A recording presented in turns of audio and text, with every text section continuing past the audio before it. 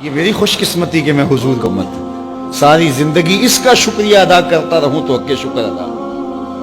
ہم حضور کے امتی، نبی انتظار کرتے رہے، نبی منتظر رہے۔ حضرت خلیل اللہ اللہ کی بارگاہ میں پکار رہے ہیں، ربنا وابعث فیہم رسولا، مالک رسول بھیج دے۔ کوئی کہتا ہے لیسا بفظ ولا بغلظ، وہ ترشرو نہیں ہوگا، سخت مزاج نہیں ہوگا، ماتھے پہ شکنے لانے والا نہیں ہوگا، وہ پیار بانٹنے والا ہوگا۔ بس وہ آیا جا رہا ہے۔ حضرت عیسیٰ نے تو نام بھی بتا دیا نا، مبشرم برسول یاتی من بعد اسمہ احمد۔ لوگوں میں جا رہا ہوں، چلو نام بھی بتا دیتا ہوں، میرے بعد جو آنے والا اس کا نام احمد ہوگا۔ نبی انتظار کرتے رہے، 12 نبیوں نے انتظار کیا، حضور کی امت میں ہونے کے لیے تمنا کی۔ نستورہ راہب انتظار کرتا رہا، بحیرہ راہب انتظار کرتا رہا۔ شب ہجر کی سختیاں کوئی اس سے جا کے پوچھے، تیری راہ تکتے تکتے جسے صبح ہو گئی۔ زندگیاں گزار دی انہوں نے۔ سلمان فارسی کی کہانی سن لو، مجوسی کے بیٹے تھے، حق کی طلب میں نکلے، باپ نے گھر سے نکال دیا، ایک پادری کے پاس جا کے رکے، زندگی بھر اس کی نوکری کی۔ جب اس کا آخری وقت آیا، اس نے کہا میری تدفین کے بعد غموریا چلے جانا، وہاں کا پادری خدا رسیدہ ہے، تجھے اس سے کچھ مل جائے گا۔ کہتے میں وہاں سے غموریا آ گیا، پھر اس پادری کی ساری زندگی خدمت کی۔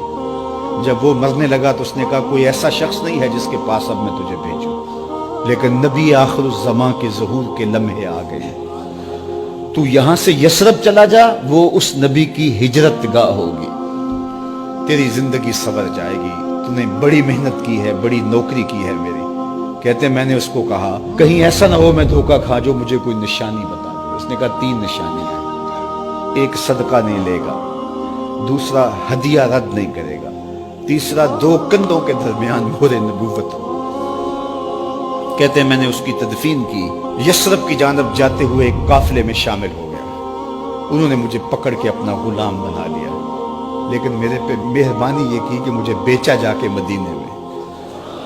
ایک یہودی نے مجھے خرید لیا، میں اس کے باغ میں گوڈی کرتا تھا، کام کرتا تھا، کھجوریں توڑتا تھا، لیکن میں انتظار میں تھا کہ کبھی وہ نبی آخر الزمان آئے تو مجھے دید ہو، کبھی عرش پر، کبھی فرش پر، کبھی ان کے در، کبھی در بدر۔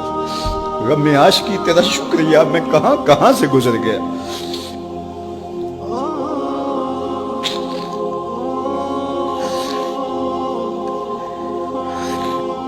کہتے ہیں ایک دن میں اپنے باغ میں کھجوریں توڑ رہا تھا کہ ہواؤں میں مستی پیدا ہو گئی اور ہر سمت سے طلع البدر علینا کی صدائیں گونجنے لگی۔ میں سمجھ گیا کہ وہ لمحے آ گئے، میں نے چھلانگ لگا دی اور دوڑ پڑا۔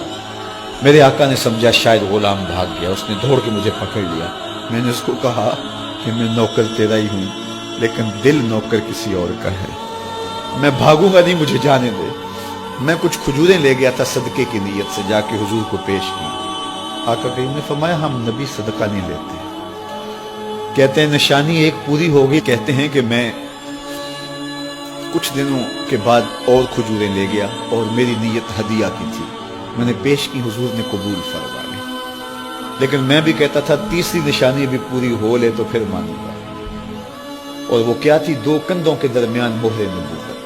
کہتے ہیں ایک دن حضور میرے باغ میں آئے اور آقا کریم نے اپنے مبارک کندھے پہ چادر رکھی ہوئی تھی اور چادر کی اوٹ میں مہر نبوت چھپی ہوئی تھی، اور میں پیچھے ہو کے دیکھتا تھا، اور میری آرزو یہ تھی کہ کوئی تیز جھونکا ہوا کا آئے اور چادر ہٹ جائے اور میں مہر نبوت کی زیارت کر لوں۔ حضور میرے ارادہ قلب سے آگاہ ہوئے، فَأَلْقَى إِلَيَّ رِدَاءَهُ، حضور نے چادر اتار کے میری جانب پھینکی اور پھر ایسے رخ کر کے فرمایا انظر الی ما امرت بہ، اس پادری نے جو بتایا تھا دیکھ لے آ کے۔ تو کہا میں نے دیکھا کہ حضور کے دو کے درمیان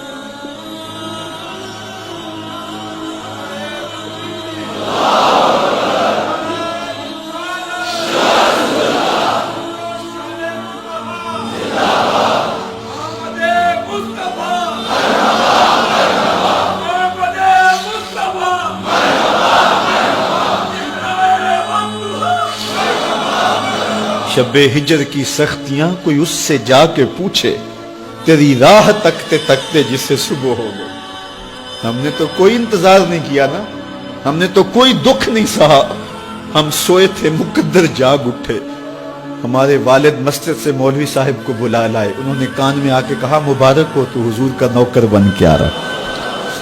میرے والد گرامی ایک شعر جھوم کے پڑھا کرتے تھے, محمد جانے جانا ہے پیغمبر ہو تو ایسا ہو, رسولوں کی بشارت سے مبشر ہو تو ایسا ہو, امر توقیر کا سب کو موکر ہو تو ایسا ہو, کیا ہم کو غلام ان کا مقدر ہو تو ایسا ہو.